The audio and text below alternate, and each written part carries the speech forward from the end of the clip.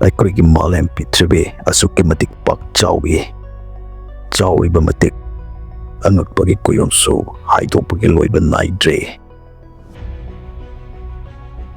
ꯃꯤꯑꯣꯏꯕ ꯑꯩꯈꯣꯏꯅ ꯆꯥꯎꯈꯠꯂꯛꯄꯒꯤ ꯂꯝꯕꯤꯗ ꯆꯪꯁꯤꯜꯂꯛꯂꯤꯕꯁꯤ ꯆꯍꯤ 100-200ꯇ ꯉꯥꯏꯔꯤ꯫ ꯇꯦꯜꯂꯕ ꯃꯇꯝ ꯑꯁꯤꯗ ꯃꯤꯑꯣꯏꯕ ꯑꯩꯈꯣꯏꯅ ꯑꯁꯨꯝ ꯆꯥꯎꯈꯠꯂꯛꯇꯨꯅ ꯑꯅꯧ-ꯑꯅꯧꯕ ꯈꯨꯠꯁꯨ ꯈꯨꯠꯂꯥꯏ ꯉꯁꯤꯁꯨ ꯄꯨꯊꯣꯛꯄ ꯂꯦꯞꯇ꯭ꯔꯦ꯫ ꯉꯁꯤꯒꯤ ꯚꯤꯗꯤꯑꯣ ꯑꯁꯤꯗ ꯊꯝꯖꯒꯗꯧꯔꯤꯕ ꯄꯣꯠꯁꯛ ꯑꯅꯤ ꯑꯁꯤꯗꯤ ꯃꯤꯑꯣꯏꯕ ꯑꯩꯈꯣꯏꯅ ꯁꯥꯕ ꯅꯠꯇꯦ꯫ ꯀꯅꯥꯅ ꯀꯔꯤꯒꯤꯗꯃꯛ ꯀꯝꯗꯧꯅ ꯁꯥꯔꯝꯂꯤꯕꯅꯣ ꯑꯃꯗꯤ ꯊꯝꯂꯝꯂꯤꯕꯅꯣ ꯍꯥꯏꯕ ꯈꯪꯗ ꯃꯤꯁꯇ꯭ꯔꯤ ꯑꯣꯏꯔꯤꯕ ꯑꯣꯕꯖꯦꯛ ꯑꯅꯤꯒꯤ ꯃꯔꯝꯗꯅꯤ꯫ ꯑꯗꯨꯅ ꯃꯌꯥꯝꯁꯨ ꯚꯤꯗꯤꯑꯣ ꯑꯁꯤ ꯃꯨꯟꯅ ꯌꯦꯡꯕꯤꯌꯨ꯫ ꯚꯤꯗꯤꯑꯣ ꯑꯁꯤꯒꯤ ꯃꯔꯛ ꯊꯠꯅ ꯃꯌꯥꯝꯒꯤ ꯃꯐꯝꯗ ꯀꯔꯤꯒꯨꯝꯕ ꯈꯔ ꯍꯥꯏꯖꯔꯤ꯫ ꯆꯦꯅꯦꯜ ꯑꯁꯤ ꯃꯌꯥꯝꯒꯤ ꯄꯨꯛꯅꯤꯡ ꯋꯥꯈꯜ ꯉꯥꯏꯍꯥꯛꯇꯪ ꯑꯣꯏꯔꯁꯨ ꯄꯣꯊꯥꯅꯕ ꯑꯃꯗꯤ ꯋꯥꯈꯜ ꯂꯧꯁꯤꯡ ꯈꯖꯤꯛꯇꯪ ꯑꯣꯏꯔꯁꯨ ꯍꯦꯟꯒꯠꯅꯕꯒꯤ ꯄꯥꯟꯗꯝꯗ ꯆꯦꯅꯦꯜ ꯑꯁꯤ ꯍꯥꯡꯖꯕꯅꯤ꯫ ꯚꯤꯗꯤꯑꯣ ꯑꯁꯤꯕꯨ ꯊꯦꯡꯅꯕꯤꯕ ꯑꯃꯗꯤ ꯌꯦꯡꯕꯤꯕ ꯃꯔꯨꯞꯁꯤꯡꯅ ꯑꯗꯣꯝꯒꯤ ꯃꯔꯨꯞꯁꯤꯡꯗ ꯚꯤꯗꯤꯑꯣ ꯑꯁꯤ ꯁꯤꯌꯔ ꯇꯧꯕꯤꯗꯨꯅ ꯆꯦꯅꯦꯜ ꯑꯁꯤꯅ ꯃꯌꯥꯝꯒꯤ ꯁꯦꯕꯥ ꯇꯧꯕ ꯃꯇꯝꯗ ꯃꯄꯨꯡ ꯐꯥꯍꯟꯕꯤꯌꯨ ꯍꯥꯏꯅ ꯍꯥꯏꯖꯔꯤ꯫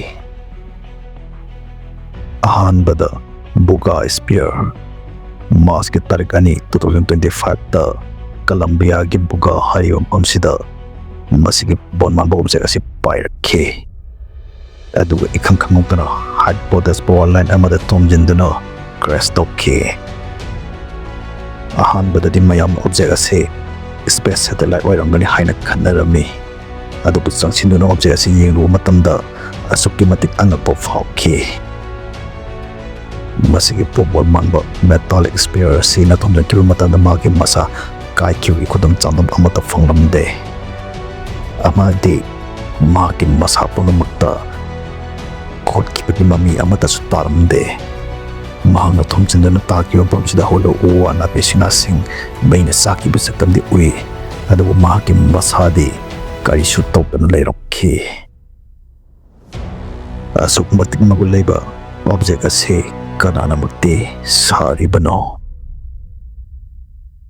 ꯀꯂꯝꯕꯤꯌꯥꯟ ꯁꯥꯏꯟꯇꯤꯁꯠ ꯔꯣꯗꯣꯜꯐꯣ ꯀꯦꯔꯤꯗꯣꯅ ꯑꯁꯨꯝꯅ ꯐꯣꯡꯗꯣꯛꯂꯝꯈꯤ꯫ ꯕꯨꯒꯥ ꯁ꯭ꯐꯤꯌꯔꯒꯤ ꯑꯔꯨꯝꯕ ꯑꯁꯤ ꯅꯣꯡꯃ-ꯅꯣꯡꯃꯒꯤ ꯑꯁꯨꯝ ꯍꯦꯟꯒꯠꯂꯛꯂꯤ꯫ ꯑꯍꯥꯟꯕ ꯊꯦꯡꯅꯕ ꯃꯇꯝꯗ ꯕꯨꯒꯥ ꯁ꯭ꯐꯤꯌꯔꯒꯤ ꯑꯔꯨꯝꯕ ꯑꯁꯤ 16 ꯄꯥꯎꯟꯗ ꯑꯣꯏꯈꯤ, ꯑꯗꯨꯒ ꯍꯧꯖꯤꯛꯅ 22 ꯄꯥꯎꯟꯗ ꯑꯣꯏꯔꯦ꯫ ꯃꯁꯤꯗꯒꯤ ꯑꯩꯈꯣꯏꯅ ꯕꯨꯒꯥ ꯁ꯭ꯐꯤꯌꯔꯒꯤ ꯃꯔꯝꯗ ꯈꯔꯗꯪ ꯑꯣꯏꯔꯕꯁꯨ ꯈꯪꯕ ꯉꯝꯂꯦ꯫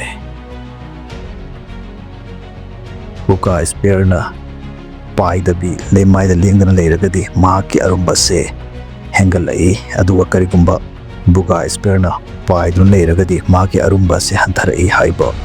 Que sea, pero lo más seguro es de que también haya un aquí, de acuerdo a lo que veo ahí, también hay fibra. Buga Spheres mystery ase masina soloidre. Mahang Cresto Muhammadu the Horamba O and Apisina sing. How's it power mayon chocolate tabasine? Kariguma Posakama.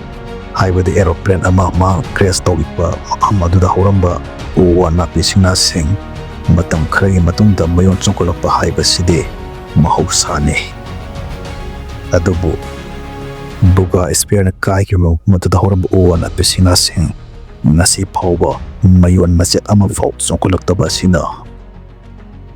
Object ase Meoibana Saba Nattaba LM object ama oirangani haiba sine. 5.24.8 la esfera en ciertos momentos nos arroja temperaturas de hasta 33 grados centígrados. Scientists in carbon dating tawduna yegma matamda Buga Spheres gi manungda 31 microscopic hole fiber optic cable yawrung thikna ki. Fiber optic cable ase hojiki matamda koina ipo photo posing to matamda siznaba posak amani.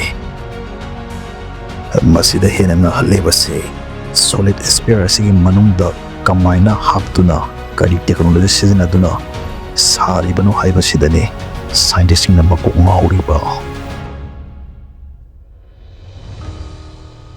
Buga Spheres se transmitter amani haibadi mayak sengle aramde Buga Spheres hauji su signal sing receive tawri aduga kadai dano khangdana mang signal se amok thadukli Tasengna mahangna thadoliba siginen asi kadaida kanadano mahakku sembirakiba sakhangdaba maktudara.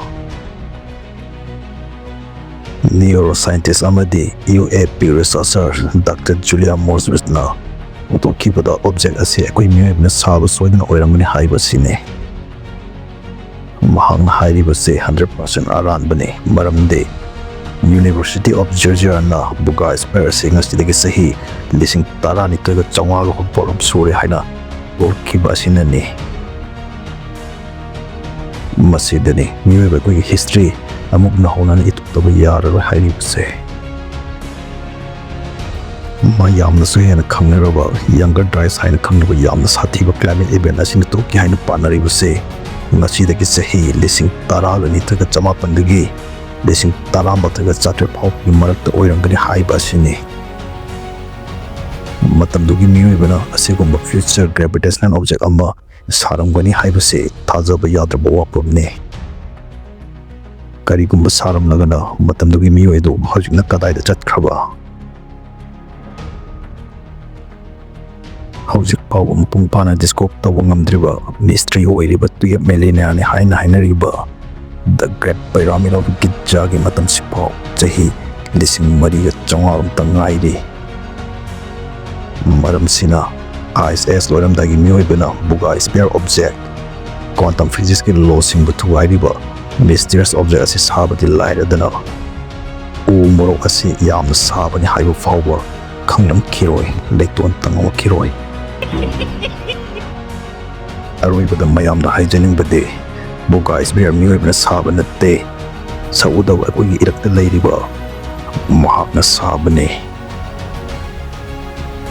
Anisubada Ica Stone ngasidagi sahi 66 million yeargi matamdadi Meoibana Eikhoi leiramde matamduda dinosaur singna hai humdana paliba matamni. Adubu madu aranbani haibase Ica Stone na takli. Dinosaur matamda Meoibana Eikhoi su leirami haibasine. Ica Stone Peru ki awangba singtaktagi phangkiba laiktana yomaga hakpa nung amani.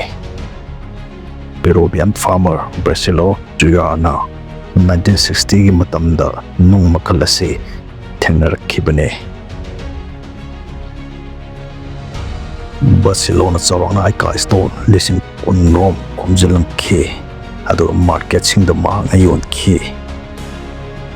1960 dagina 1970 fawba masigi artwork stall ase asuki matik popular oiki mayamna pam leinai. Nongma physics and jabi kaberana Barcelona dagi Ica Stone ayamba leiki. Mahangna nung asida yekliba amade hakliba mayaksing ase asumman nayak siluba matamda masi hausiki matamgi Meoibana yekpa amade hangamba natte haibase khanglakki. Ica Stone da kari di yaglammi amade haklammi. Ica Stone da dinosaur matamda hinglama jiba singi saktam sing mayak sing na yaglammi. Masida sunatana Meoibana organ transplant toba brain surgery singba mayak sing na mutpa naidaba machuna haklammi. Masidagi Eikhoi hana khangliba Meoibana Eikhoi hawakibagi history hodoktabi yararoi. Songsoi soidana nahongnana Meoibana history idaba yararoi.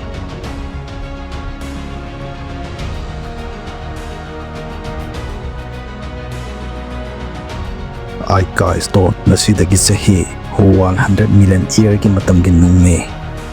Nung masida haklamiba civilization asigi Meoising dinosaur matamdagi faw ngangkana leiramba Meoibana jati kanglop ama oiramgani.